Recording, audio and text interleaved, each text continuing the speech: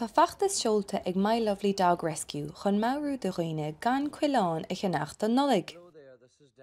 Tá go leor daoine cáiliúla buinteach leis an bheachtas agus leagann siad béim ar an méad madra atá ag leorg baile in ionad ainmhithe fud fad na tíre.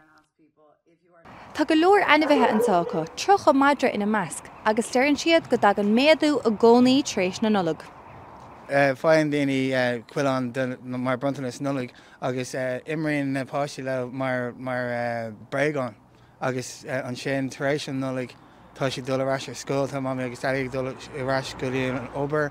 Níl aon duine an sin chun an ceithre thuirt den Cúla4 agus fáin sé rudí le dhéanamh dó féin ach níl sé sin go maith mar tugann people arás agus tá na rudí tá sé tar éis sé dhéanamh mar ithe an PS5, ithe broga daddy, ithe ganji mami.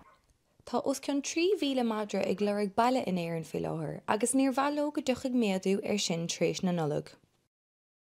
Mar sin na chuirde tá gá rud a hasan amach ón bheachtasá. Má há tú cuioineh ar madra áilta Nollag ná ceannaigh Cúla4 ach tír go dtín ionad ainmhithe áitiúil agus féach bhfuil aon bhadra an son ag leorg baile.